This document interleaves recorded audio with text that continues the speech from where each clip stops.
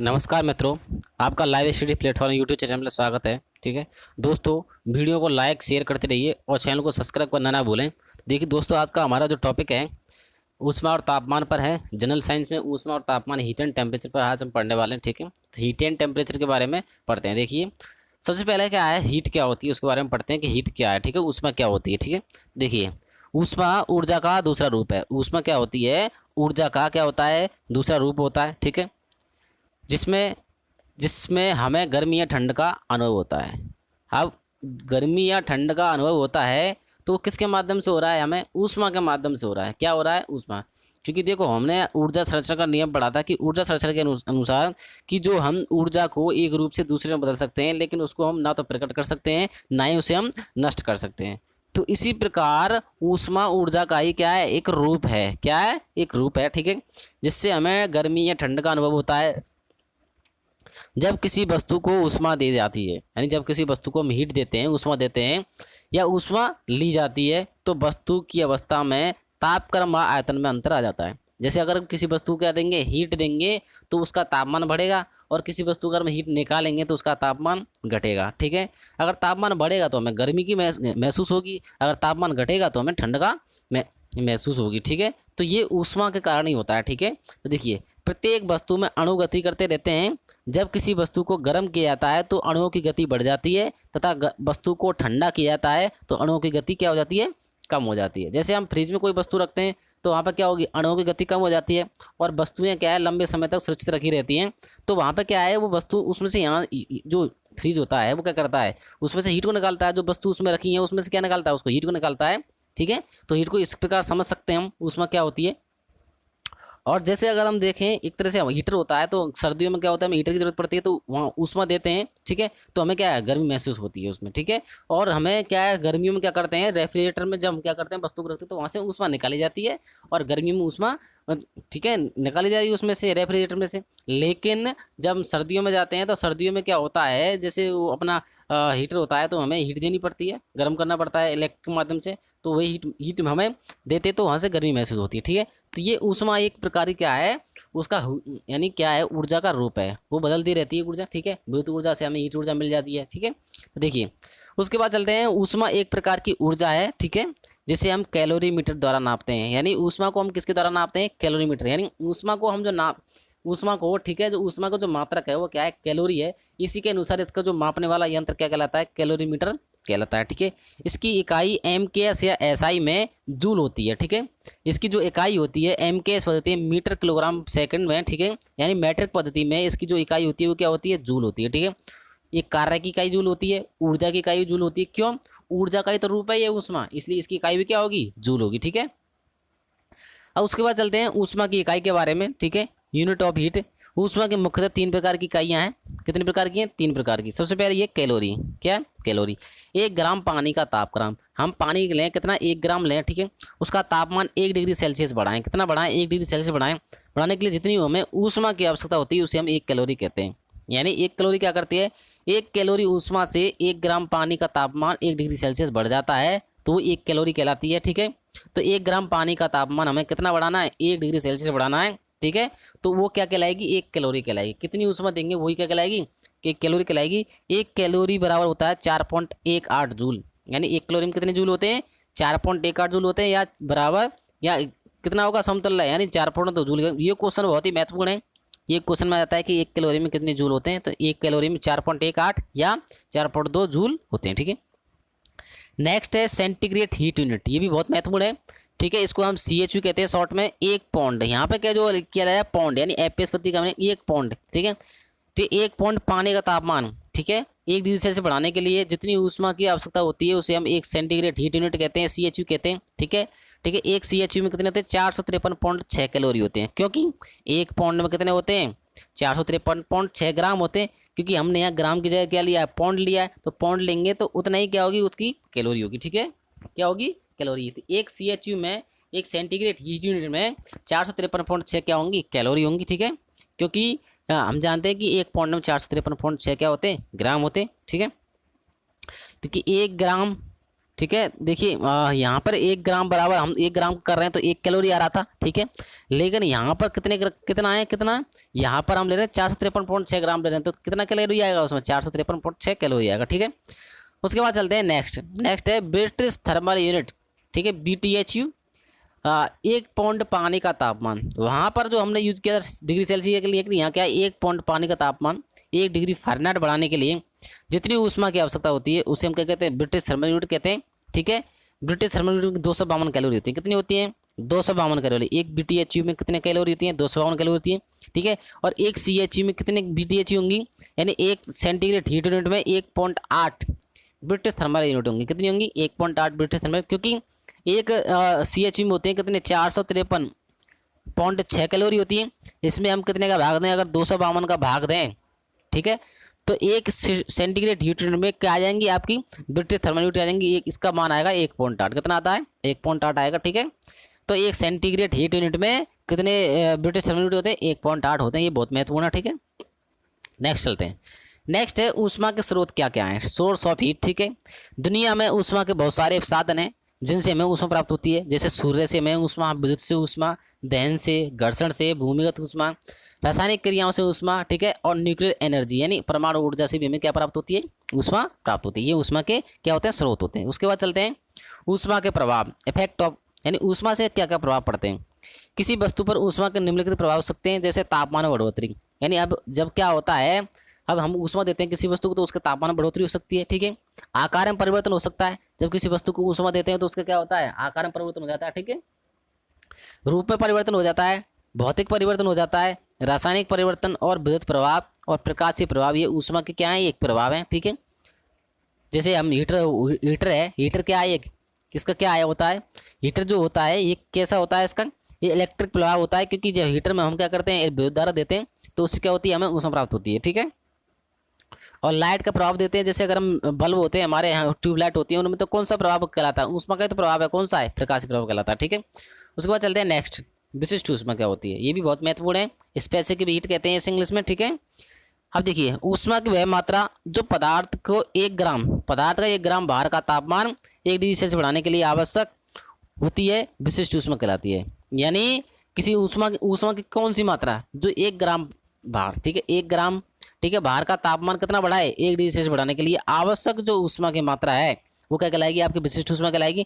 या किसी वस्तु में के m ग्राम मात्रा का तापमान 1 डिग्री सेल्सियस बढ़ाने के लिए जितनी ऊष्मा की आवश्यकता होती है तथा पानी के m ग्राम का तापक्रम 1 डिग्री से बढ़ाने के लिए जितनी ऊष्मा की आवश्यकता होती है, उन दोनों के अनुपात को हम उस वस्तु की क्या कहते हैं, विशिष्ट ऊष्मा कहते हैं।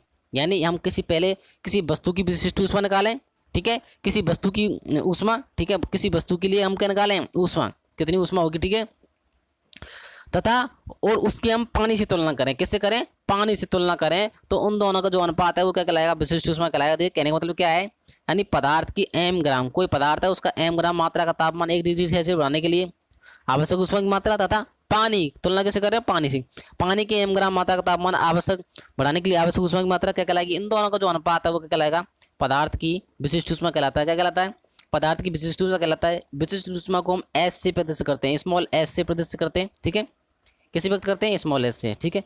अब महत्वपूर्ण देखते हैं कि पानी की विशिष्ट ऊष्मा, ये बहुत ही महत्वपूर्ण क्वेश्चन है, ये आ जाता है बहुत बार क्वेश्चन में आता है। पानी की जो विशिष्ट ऊष्मा होती है वो 1 होती है, जो कि जल की विशिष्ट ऊष्मा क्या होती है, सर्वाधिक होती है। यानी जो पानी की विशिष्ट ऊष्मा क्या होती है, सर्वाधिक होती है, जो कि कितनी होगी, 1 होती है, ठीक है। यदि 1 किलोग्राम जल का तापमान 1 डिग्री सेल्सियस से बढ़ाएं तो जो विशिष्ट ऊष्मा जो s से व्यक्त करते हैं तो क्या हो जाएगा, आवश्यक ऊष्मा की मात्रा कितनी, q है, m का, ठीक है, इकाई यानी m है, m क्या द्रव्यमान का, और t डिग्री सेल्सियस इतने तापमान बढ़ाएं तो उसके लिए आवश्यक ऊष्मा की मात्रा क्या कहलाएगी, विशिष्ट ऊष्मा कहलाएगी, ठीक है। इसकी इकाई जो होती है वो किलो जूल प्रति किलोग्राम डिग्री सेल्सियस होती है। SI पद्धति में क्या होती है, किलो जूल प्रति किलोग्राम डिग्री सेल्सियस होती है, ठीक है। नेक्स्ट है जल की विशिष्ट ऊष्मा के अन्य मात्रक क्या है, देखिए पहला है इसका है 1 कैलोरी प्रति ग्राम डिग्री सेल्सियस। जब हम क्या लग रहे हैं, हम बाहर किस में ले रहे हैं, ग्राम में ले रहे हैं तो 1 कैलोरी आएगा, ठीक है। जब हम किलोग्राम में ले रहे हैं तो किलो कैलोरी आता है, ठीक है। और हम जानते हैं कि जो, ठीक है, उसके बाद यानी 1 कैलोरी में कितने जूल होते हैं, 1 कैलोरी हम जानते हैं 4.2 जूल, कितने होते हैं, 4.2 जूल होते हैं 1 कैलोरी में। तो किलो कैलोरी में कितने होंगे, 4.2, यानी एक कैलोरी में जो जूल होंगे वो कितने होते हैं, 4.2 होते हैं। यहाँ पे पूछ रहा है किलो कैलोरी, ठीक है, तो इसको किलो कैलोरी को बदलेंगे, तो किलो कैलोरी में किलो को बदलेंगे तो इसका मतलब हो जाएगा इसमें 10⁻3, किलो में कितने होते हैं, 10⁻3 होते हैं। तो यानी इसको हम बदलते हैं तो जूल में, तो क्या आ जाएगा इसका जूल में 4.2 10⁻3 किलो कैलोरी क्या आ जाएगा, जूल हो जाएगा, क्योंकि इसमें बदल दिया, किसको बदल दिया हमने, इसे जूल में बदल दिया, प्रति किलोग्राम डिग्री सेल्सियस। ठीक है, अब यहाँ पे किलो को हटा दें, यहाँ पे इसको 10⁻3 को हटा दें तो क्या आ जाएगा, इसकी जगह किलो जूल आ जाएगा, जो कि एसआई मात्रक होता है। क्या होता है इसका, एसआई में, यानी एसआई पद्धति में इसका कितना होता है, 4.2 किलो जूल प्रति किलोग्राम डिग्री सेल्सियस होता है। ठीक है, ये बहुत ही महत्वपूर्ण क्वेश्चन है, यानी ठीक है, जल की विशिष्ट ऊष्मा का 4.2 प्रति किलोग्राम, 4.2 किलो जूल प्रति किलोग्राम डिग्री सेल्सियस होती है, और जल का यांत्रिक तुलनांक कितना होता है, 4186 जूल होता है। ठीक है, इसके बारे में आगे पढ़ते हैं। देखते हैं नेक्स्ट, कुछ पदार्थों की विशिष्ट ऊष्मा पढ़ लेते हैं। क्वेश्चन में आ जाता है कि विशिष्ट ऊष्मा के, यानी इसकी विशिष्ट ऊष्मा क्या होती है, पिछली बार क्वेश्चन में आए हुए हैं। एल्युमिनियम की जो विशिष्ट ऊष्मा होती है 0.22 होती है। ठीक है, लोहा की 0.12 और तांबा की 0.10, ठीक है, और पारा की होती है, मरकरी की होती है 0.03, प्लेटिनम की होती है 0.03, और वाटर की जो पानी की होती है वो सबसे ज़्यादा होती है, 1 होती है, यानी सबसे ज़्यादा जो किसकी होती है, सर्वाधिक पानी की होती है। ठीक है, पानी की विशिष्ट सबसे अधिक होती है, जो कि 1 होती है। ठीक है, उसके बाद चलते हैं जल की विशिष्ट गुप्त ऊष्मा। अब क्या है, गुप्त ऊष्मा पढ़ रहे हैं, क्या जल की विशिष्ट गुप्त ऊष्मा क्या होती है उसके बारे में पढ़ते हैं। Specific latent heat of water, यानी जल की विशिष्ट गुप्त ऊष्मा क्या होती है। ठीक है, वातावरणीय दाब पर पानी के बाष्पीकरण की विशिष्ट ऊष्मा, यानी अगर आप वातावरणीय दाब पर लें तो पानी के बाष्पीकरण की, ठीक है, कि गुप्त ऊष्मा कितनी होती है, 2257 किलो जूल प्रति किलोग्राम होती है। ठीक है, और वातावरणीय दाब पर पानी के संलग्न की, यानी फ्यूजन का मतलब होता है गलनांक की, ये तो होती है क्वथनांक की। क्वथनांक की विशिष्ट गुप्त ऊष्मा कितनी है, विशिष्ट गुप्त ऊष्मा कितनी है, 2257, लेकिन गलनांक की कितनी होती है, गलनांक की जो गुप्त ऊष्मा है 334 किलोग्राम प्रति किलोग्राम होती है। ठीक है, ये जल की विशिष्ट गुप्त ऊष्मा है। ठीक है, गुप्त ऊष्मा नहीं, विशिष्ट गुप्त ऊष्मा है। ठीक है, जो कि संलग्न की इतनी होती है और ये क्वथनांक की इतनी होती है। ठीक है, उसके बाद चलते हैं ऊष्मा की मात्रा। ठीक है, क्वांटिटी ऑफ हीट क्या होती है, ये इस पर आधारित हम क्वेश्चन करते हैं, ये सूत्र बनता है इससे।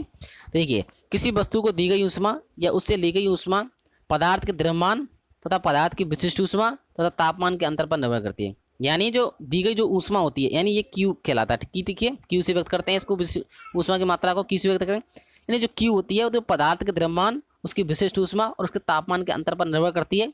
यदि पदार्थ का द्रव्यमान m है, विशिष्ट ऊष्मा s है, तो तापमान में अंतर डेल्टा t है, तो पदार्थ की जो ऊष्मा की जो मात्रा है उस कितनी होगी, Q बराबर क्या होगी, Q बराबर ms डेल्टा t होगी। ये इससे सूत्र बन जाता है। ठीक है, यानी जो उसके द्रव्यमान, उसकी विशिष्ट ऊष्मा और उसके तापमान अंतर पर निर्भर करती है। ठीक है, उसके बाद चलते हैं नेक्स्ट, ऊष्माधारिता थर्मल कैपेसिटी क्या होती है। किसी पदार्थ का तापक्रम 1 डिग्री सेल्सियस बढ़ाने के लिए जितनी ऊष्मा की आवश्यकता होती है उसे हम उसे पदार्थ की क्या कहते हैं, ऊष्माधारिता कहते हैं। ठीक है, ऊष्माधारिता या ऊष्मा एक ही मतलब है। ठीक है, अब देखिए ऊष्माधारिता क्या है। ठीक है, अतः एम पदार्थ का तापक्रम कितना बढ़ा रहे हैं, 1 डिग्री सेल्सियस बढ़ा रहे हैं, तो ऊष्मा की मात्रा क्या होगी, ms होगी। क्या होगी, ms। ठीक है, यानी प्रति डिग्री सेल्सियस पर कितनी ऊष्माधारिता होगी, तो क्यू, ऊष्माधारी को हम क्यू से व्यक्त करते हैं। ठीक है, ऊष्मा की मात्रा को क्यू से व्यक्त करते हैं, ऊष्माधारिता को। ठीक है, तो देखिए क्या होगा, इसका ms होगी, क्या होगी, यानी उसका द्रव्यमान और उसकी विशिष्ट ऊष्मा निर्भर करेगी। यहाँ पे क्या ले रहे हैं, ऊष्माधारिता प्रति डिग्री सेल्सियस में ले रहे हैं। ठीक है, इकाई तापमान पर, यहाँ पे क्या ले रहे हैं, इकाई तापमान पर क्या हो जाएगी, Q बराबर ms हो जाएगी। ठीक है, उसके बाद चलते हैं नेक्स्ट है वाटर इक्विवेलेंट, यानी जल तुलनांक क्या होता है, ये भी बहुत महत्वपूर्ण है।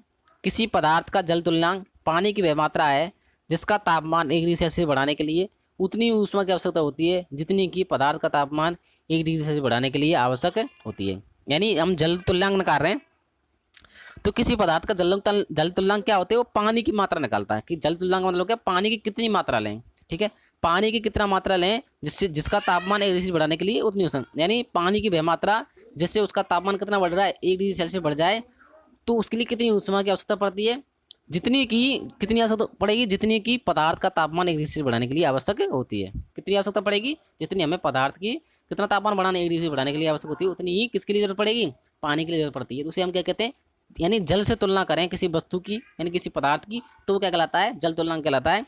माना कि पदार्थ m ग्राम है, ठीक है, और उसकी विशिष्ट ऊष्मा s है, तो पदार्थ का तापमान 1 डिग्री से बढ़ाने के लिए आवश्यक ऊष्मा मात्रा क्या होती है, ms होती है, तथा समान मात्रा में पानी का 1 डिग्री से बढ़ाएगी, ठीक है। समान मात्रा में जो ऊष्मा की जो समान मात्रा है वो पानी का 1 डिग्री से तापमान बढ़ाएगी, ठीक है। तो पदार्थ का जो जल तुल्यांक होगा वो ऊष्मा की मात्रा के बराबर होगा, ठीक है। ऊष्मा की मात्रा कितनी होगी, ms होगी, इतने ग्राम होगी, ठीक है।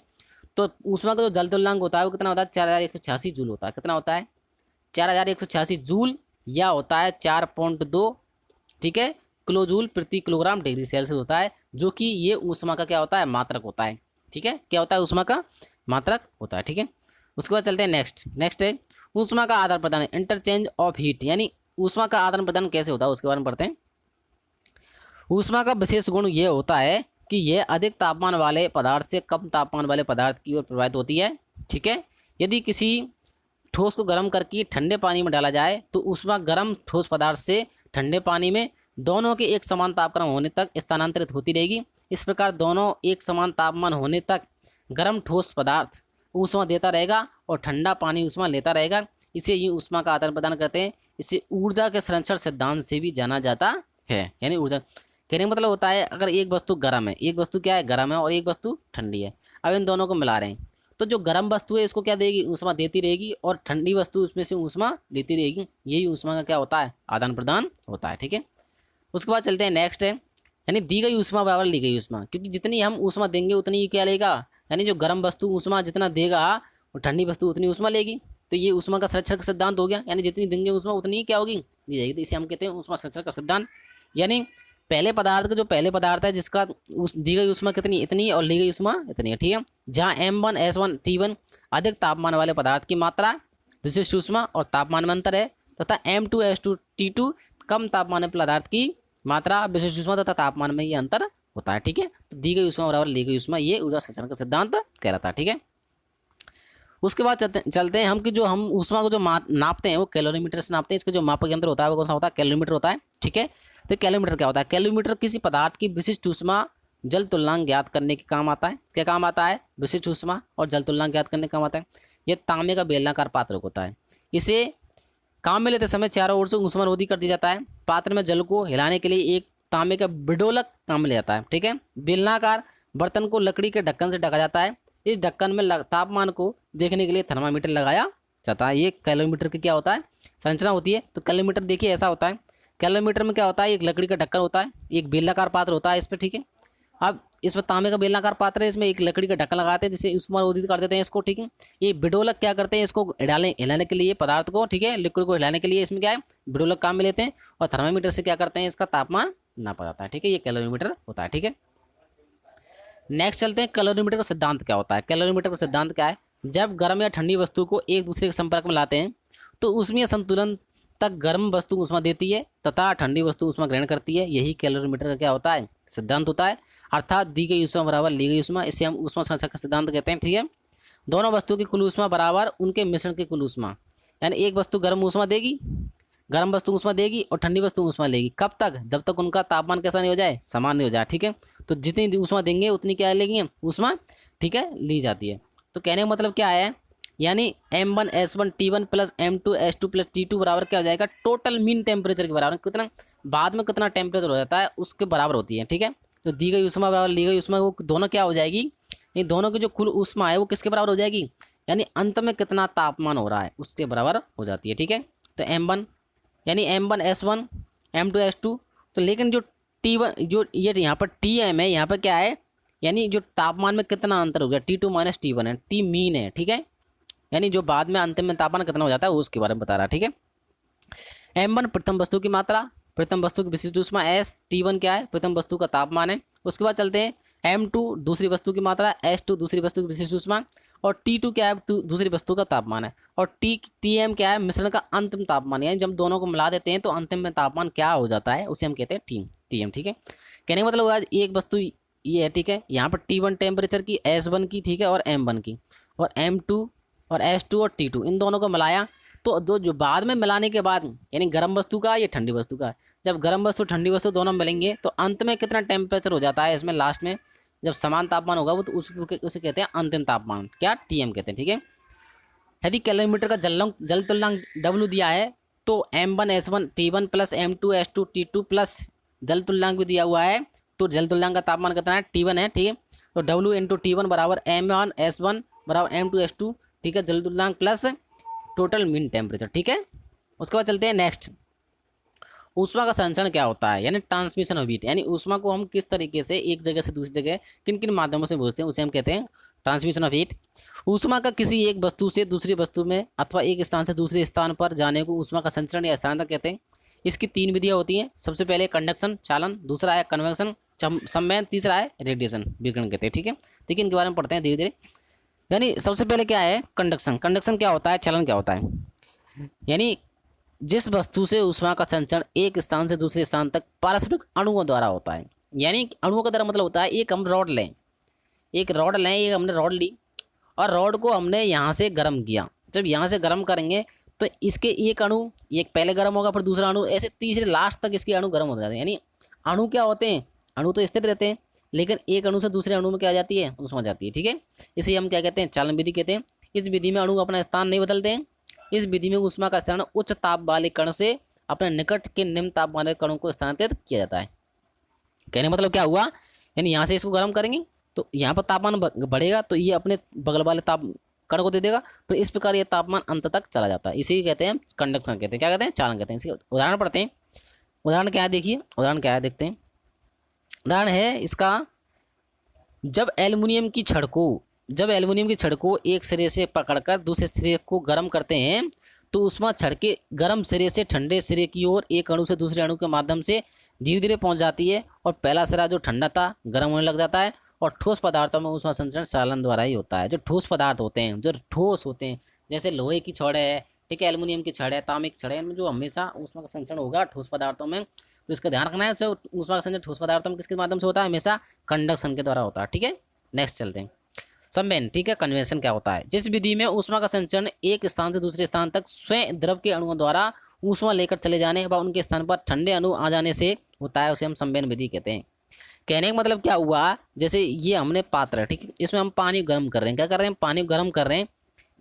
पानी गर्म कर रहे हैं तो पानी गर्म करेंगे तो यहाँ जो ये जो नीचे वाले जो अणु हैं ये क्या करेंगे, यहाँ से गर्म होकर ऊपर जाएंगे और जो ठंडे अणु हैं वो नीचे की तरफ जाते हैं। इस प्रकार क्या होता है, इनमें अणु क्या करते हैं, इस तरह, यानी अणु क्या करते हैं, गति करते हैं। जब अणु की गति के माध्यम से क्या हो रहा है, यानी ऊष्मा का संचरण हो रहा है, तो उसे हम कहते हैं संवहन। क्या कहते हैं, संवहन कहते हैं। जैसे देखें, जब पानी गर्म किया जाता है तो नीचे से पानी के गर्म अणु हल्के होकर ऊपर आ जाते हैं तथा उनके स्थान पर ऊपर से ठंडे अणु नीचे आ जाते हैं।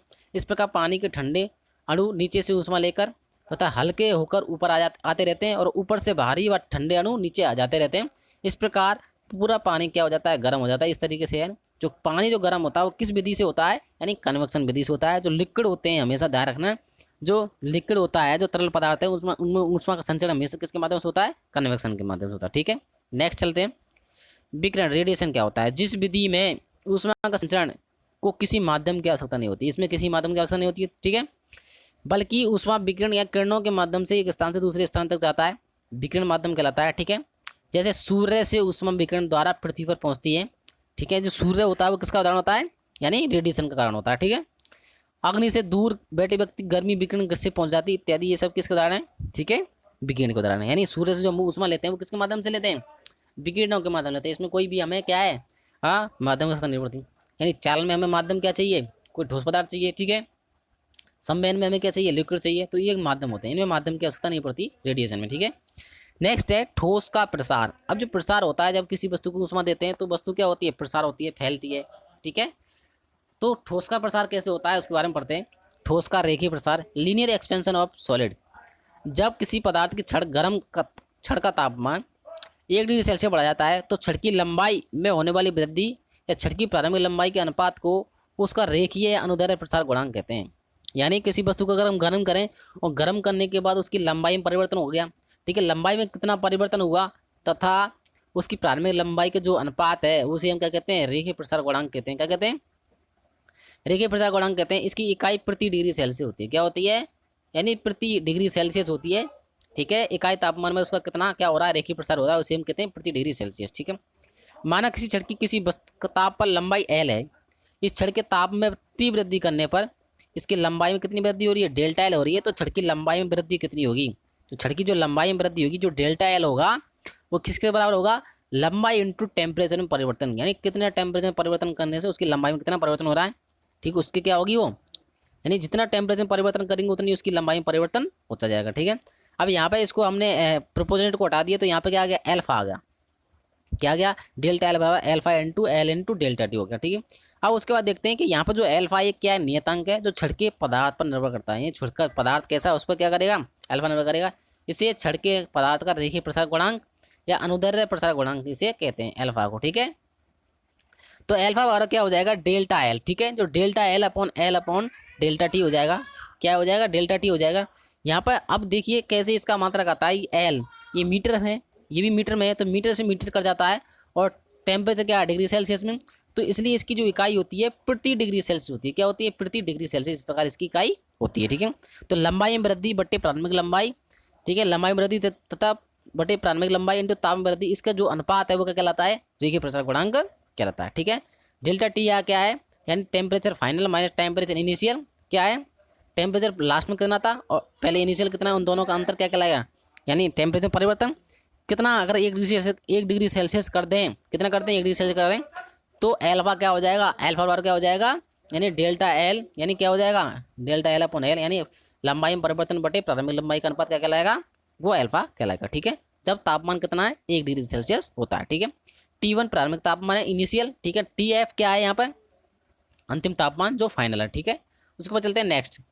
जैसे किसी रॉड है उसको गर्म कर रहे हैं, और रॉड को जब गर्म कर रहे हैं तो यहाँ पर उसको हमने ये रोक लगा रखी है, गर्म करने के बाद फैले नहीं, तो उसमें क्या होगा, एक संपीड़न होता है। क्या होता है, संपीड़न होता है, तो उसकी लंबाई में परिवर्तन कैसे होगा, टेम्परेचर कितना लग रहा है, 1 डिग्री से बढ़ा रहे हैं, तो लंबाई में जो परिवर्तन होगा वो मूल लंबाई, यानी मूल लंबाई कितनी है प्लस लंबाई में कितना परिवर्तन हो रहा है, वो क्या होगा, अंतिम लंबाई होगी। अंतिम लंबाई क्या होगी, मूल लंबाई कितनी है और उसकी लंबाई में कितना परिवर्तन होगा, वो क्या हो जाएगी, अंतिम लंबाई हो जाएगी। ठीक है, फाइनल लेंथ हो जाएगी। उसके बाद चलते हैं अब ठोस के बाद द्रव का प्रसार है। द्रव का प्रसार कैसे होता है, देखें इसमें क्या होता है, अवस्था परिवर्तन होता है, चेंज ऑफ स्टेट। नियत ताप पर किसी पदार्थ का एक भौतिक अवस्था से दूसरी भौतिक अवस्था में परिवर्तन अवस्था परिवर्तन कहलाता है। यानी अवस्था परिवर्तन क्या होता है, जब क्या होता है, पदार्थ क्या होता है, एक अवस्था से दूसरी अवस्था में बदलता है, उसे हम कहते हैं अवस्था परिवर्तन कहते हैं। जैसे ठोस से द्रव, ठोस से द्रव होता है उसे कहते हैं हम गलनांक, और द्रव से बाष्प होता है उसे कहते हैं हम क्वथनांक। क्या कहते हैं, क्वथनांक कहते हैं। गलनांक क्या होता है, देखिए गलनांक को हम इंग्लिश में कहते हैं मेल्टिंग पॉइंट, वह तापक्रम जिस पर द्रव ठोस में जमने लग जाता है। कहने मतलब क्या होता है, यानी जब वह तापक्रम जिस पर द्रव ठोस में जमने लग जाता है, या कोई ठोस द्रव में पिघलता है, या कोई ठोस क्या पिघलता है, द्रव में क्या होता है, पिघलता है, यानी ठोस से किसे बदल रहा है, वो द्रव में बदल रहा है, तो उस तापक्रम को द्रव का गलनांक कहते हैं। क्या कहते हैं, द्रव का गलनांक कहते हैं। क्या कहते हैं, द्रव का। जैसे हम मान लें कोई ठोस अवस्था में क्या है, बर्फ है, क्या है, बर्फ, लेकिन जैसे ही उसका तापमान में परिवर्तन होता है तो गलनांक यानी जो पानी बदल जाती है, बर्फ क्या हो जाती है, पानी में। ठीक है, क्या हो जाती है, तो किस तापमान पर वो जो बर्फ है वो किस में बदल रही है, पानी में बदल रही है, उसी क्या कहेंगे, गलनांक कहेंगे। यानी एक ऐसे तापमान जिससे वस्तु क्या हो रही है, ठोस से द्रव बदल रही है, उसे हम गलनांक कहेंगे। क्योंकि जो बर्फ का जो गलनांक होता है वो 0 डिग्री सेल्सियस होता है। कितना होता है, 0। यानी जो बर्फ होती है वो 0 डिग्री सेल्सियस पर किस में बदल जाती है, पानी में बदल जाती है। ठीक है, उसके बाद चलते हैं नेक्स्ट, क्वथनांक। बॉइलिंग पॉइंट, वह तापक्रम जिस पर द्रव गैस में बदल लगता है, यानी द्रव से किसे बदल रहा है, गैस में, उस तापक्रम को उस द्रव का कहते हैं क्वथनांक कहते हैं। जैसे पानी क्वथनांक कितना होता है, 100 डिग्री से, यानी पानी 100 डिग्री सेल्सियस पर क्या होता है, द्रव से वाष्प में बदलने लग जाता है। ठीक है, गुप्त। अब उसके बाद चलते हैं गुप्त ऊष्मा। ठीक है, बहुत महत्वपूर्ण है। किसी पदार्थ को दी गई ऊष्मा जब उसके तापमान में बिना परिवर्तन किए हुए उसकी अवस्था परिवर्तन के काम आती है, तो उसे हम कहते हैं गुप्त ऊष्मा कहते हैं। यानी ऐसी ऊष्मा क्या करें, हम तापमान में तो परिवर्तन नहीं करें लेकिन अवस्था परिवर्तन हो जाए, क्या हो जाए, अवस्था परिवर्तन हो जाए, गुप्त ऊष्मा। कहने मतलब गुप्त है, यानी एक ऐसी ऊष्मा, यानी उसमें तापमान में तो परिवर्तन नहीं हो लेकिन क्या हो, अवस्था परिवर्तन हो जाए, उसे कहते हैं हम गुप्त ऊष्मा। जैसे जब बर्फ को ऊष्मा दी जाती है तो वह पिघलकर पानी बन जाती है। इस प्रकार स्थिर तापमान पर बर्फ की गुप्त ऊष्मा में परिवर्तन हो जाए। यानी 0 डिग्री सेल्सियस पर क्या होता है, वो टेम्परेचर तो यही रहता है। ठीक है, टेम्परेचर तो यही रहता है, लेकिन इसी अवस्था पर, इसी पर टेम्परेचर पर क्या होती है, ठीक है, इसी टेम्परेचर पर क्या होती है, वो बर्फ होती है, इसी टेम्परेचर पर क्या होता है, पानी होता है। ठीक है, तो क्या होगा, ये बर्फ ठोस है और ये द्रव है, लेकिन ये ठोस से द्रव में बदल गया, टेम्परेचर तो सेम है, लेकिन क्या हुआ, उसकी अवस्था परिवर्तन हो गई। अवस्था परिवर्तन के लिए क्या किया गया, उसमें ऊष्मा दी गई, और जो ऊष्मा दी गई वो क्या कहलाएगी, गुप्त ऊष्मा कहलाएगी। ठीक है, गुप्त ऊष्मा 2 प्रकार की होती है। पहले चलते हैं, सबसे पहले है गलन की गुप्त ऊष्मा, लेटेंट हीट ऑफ फ्यूजन। ठीक है, गलन गुप्त ऊष्मा क्या होती है, किसी पदार्थ को बिना तापमान बदले ठोस अवस्था से, ठोस से कैसे बदल रही है, द्रव अवस्था में बदलने के लिए आवश्यक ऊष्मा उस पदार्थ की गलन की गुप्त ऊष्मा कहलाती है। जैसे 0 डिग्री सेल्सियस की बर्फ़ को 0 डिग्री से पानी में बदलने के लिए 80 कैलोरी की ऊष्मा की आवश्यकता पड़ती है। कितनी आवश्यकता पड़ेगी? 80 कैलोरी। यानी जब हम 0 डिग्री सेल्सियस की बर्फ़ है तो उसमें अगर हम 80 कैलोरी दें तो वो ठोस से द्रव में यानी 0 डिग्री सेल्सियस पानी में बदल जाती है। ठीक है, वो जो 80 कैलोरी है वो क्या कहलाएगी? बर्फ़ के गलन की, यानी बर्फ़ की गलन की गुप्त ऊष्मा कहलाती है। ये बहुत ही महत्वपूर्ण है। ये क्वेश्चन में जाता है कि जो बर्फ़ की गलन की गुप्त ऊष्मा कितनी होती है? 80 कैलोरी। इसी प्रकार 0 डिग्री सेल्सियस के 1 ग्राम पानी को 0 डिग्री सेल्सियस की बर्फ़ में बदलने के लिए, यानी अगर हम द्रव से ठोस में बदलें तो उसके लिए कितनी कैलोरी की आवश्यकता पड़ेगी? 80 कैलोरी उसमें जूल में से निकाली जाती है, यानी उसमें 80 कैलोरी निकाली जाएगी। यहाँ पे तो ऊष्मा दी जाएगी तो वो ठोस से द्रव में बदलेगी, लेकिन यहाँ पे क्या होगा? यानी ऊष्मा उसमें से क्या करेंगे? निकालेंगे। ऊष्मा निकालेंगे तो जब ऊष्मा निकालते हैं तो वस्तु ठंडी होती है, ठंडी होगी तो पानी होगा वो किस में बदल जाएगा? बर्फ में बदल जाएगा। तो गुप्त ऊष्मा की इकाई क्या होती है? कैलोरी प्रति ग्राम, यानी एक प्रति ग्राम पर कितनी कैलोरी ऊष्मा दे रहे हैं। तो कैलोरी प्रति ग्राम, यानी कैलोरी प्रति ग्राम क्या होगी? यानी ये गलन के गुप्त ऊष्मा की क्या होती है? इकाई होती है। क्या होती है? गुप्त ऊष्मा की इकाई क्या होती है? कैलोरी प्रति ग्राम होती है। ठीक है, नेक्स्ट चलते हैं। बाष्पीकरण की गुप्त ऊष्मा क्या होती है? Latent heat of vaporisation. ठीक है, किसी द्रव को बिना तापमान बदले द्रव से वाष्प में। अब क्या है यहाँ पर? द्रव से वाष्प में बदलने के लिए आवश्यक ऊष्मा की, उस द्रव की बाष्पीकरण गुप्त ऊष्मा कहते हैं। जैसे 1 ग्राम पानी को 100 डिग्री सेल्सियस वाष्प में बदलने के लिए 536 कैलोरी की ऊष्मा आवश्यक होती है। यानी अगर हम 536 कैलोरी गुप्त ऊष्मा दें तो वो पानी से किस में बदल जाएगा? आपका गैस में बदल जाएगा, यानी वाष्प में बदल जाएगा। अतः पानी की वाष्प की गुप्त ऊष्मा कितनी होगी? 536 कैलोरी प्रति ग्राम होती है। ये 1 ग्राम के लिए कितनी गुप्त ऊष्मा देनी पड़ेगी हमको? 536 कैलोरी। इस प्रकार 100 डिग्री सेल्सियस पानी पे 1 ग्राम वाष्प को पानी बदलना है तो उसके लिए हमें क्या करना पड़ेगा? 536 कैलोरी ऊष्मा निकालनी पड़ेगी। उसमें से क्या निकालनी पड़ेगी? निकालनी पड़ेगी। तब क्या होगा? वाष्प से किस बदलेगी? पानी बदलेगी। ठीक है, गुप्त ऊष्मा को हम एल से व्यक्त करते हैं। किससे व्यक्त करते हैं? लेटेंट हीट को एल से व्यक्त करते हैं। इसकी इकाई कैलोरी प्रति ग्राम होती है। ठीक है, नेक्स्ट चलते हैं। अब गैस का प्रसार किस तरीके से होता है? ठीक है, सबसे पहले गैस के प्रसार के लिए कुछ नियम होते हैं। सबसे पहले बॉयल्स लॉ। ठीक है, बॉयल का नियम। बॉयल के अनुसार स्थिर तापमान पर आदर्श गैस की किसी निश्चित मात्रा का आयतन उसके दबाव के विलोमानुपाती होता है। यानी बॉयल का नियम क्या कहता है? तापक्रम को क्या करते हैं? हम स्थिर करते हैं। तापक्रम तो क्या करते हैं? स्थिर करते हैं। स्थिर तापमान पर कोई आदर्श गैस है, उसकी निश्चित मात्रा का जो आयतन है वो उसके प्रेशर के विलोमानुपाती होता है, यानी उसका क्या होता है? उल्टा होता है। ठीक है, तो V = 1/P होता है। V बराबर K/P। तो V गैस का आयतन है, P यहाँ पर दबाव है, तो PV बराबर P का गुणा करते हैं तो PV बराबर क्या हो जाएगा? K बराबर हो जाएगा। P बराबर क्या हो जाएगा? तो T यहाँ पर तापमान और K क्या है यहाँ पर? स्थिरांक। ठीक है, ये बॉयल का नियम होता है। उसके बाद चलते हैं चार्ल्स का नियम। चार्ल्स के अनुसार स्थिर दबाव पर, दबाव कैसा रहे? इसमें प्रेशर क्या रहे? कांस्टेंट रहे। किसी गैस की निश्चित मात्रा का जो आयतन है वो उसके तापमान के क्या होता है? समानुपाती होता है, यानी परम ताप के समानुपाती होता है। तो यानी जो आयतन वो किसके समानुपाती होगा? तापमान के। जितना हम तापमान बढ़ाएंगे उसका तापमान में, उसके आयतन में भी उतना ही परिवर्तन होगा। ठीक है, इसके समानुपाती, इसे हम चार्ल्स का नियम कहते हैं। तो V/T बराबर क्या हो जाएगा? K स्थिरांक हो जाएगा। तो T क्या है? परम ताप है, और जो परम ताप कितना होता है? 0 डिग्री सेल्सियस प्लस 273 होता है। कितना होता है? 273 प्लस 0 डिग्री सेल्सियस होता है। ठीक है, ये संयुक्त गैस का नियम, कंबाइंड गैस लॉ। बॉयल्स और चार्ल्स के नियमों को अगर हम एक संयुक्त रूप में जोड़ दें तो उसे हम संयुक्त गैस नियम कहते हैं। तो देखिए, PV बराबर क्या है? K है। ठीक है, PV बराबर K है, और क्या है? V/T क्या है? बराबर K है। तो इन दोनों को अगर हम जोड़ें तो P1V1/T1 बराबर P2V2/T2। ये संयुक्त गैस का नियम कहलाता है। ठीक है, तो गैस की पूरी स्थिति में दाब आयतन क्रमांक P1V1T1 है। ठीक है, परिवर्तन के बाद कितना है? P1 P2 V2 T2 है। ठीक है, ये इसके संयुक्त गैस का नियम के हैं। उसके बाद चलते हैं पास्कल्स का नियम। ठीक है, इस नियम के अनुसार प्रत्येक द्रव सभी दिशा में बराबर दाब डालता है। इसे हम क्या कहते हैं? पास्कल्स का नियम कहते हैं। यानी कोई वस्तु को जो द्रव होता है सभी दिशा में क्या डाले? समान दाब डाले, उसे हम कहते हैं पास्कल्स का नियम। ठीक है, उसके बाद डाल्टर का नियम क्या होता है? इस नियम के अनुसार आपस में क्रिया न करने वाली विभिन्न गैसों के आंशिक दाबों का योग उसके कुल दाब के बराबर होता है। अगर कोई गैस क्रिया नहीं कर रही है तो उसका जो कुल आंशिक दाबों का जो योग है वो सभी जो कुल दाब, छोटे छोटे जो दाब हैं उनका जो योग होगा वो कुल दाब के बराबर होता है। तो P बराबर P1 plus P2 plus P3 इस प्रकार होता है। या P कुल दाब है और P1 P2 क्या है? आंशिक दाब है। ठीक है, जो आंशिक दाब है वो किसके बराबर होगा? कुल दाब के योग के बराबर होता है। ठीक है, ये डाल्टर का नियम है। ठीक है, तो धन्यवाद, आज हमने पूरा ये पढ़ा दिया। ओके।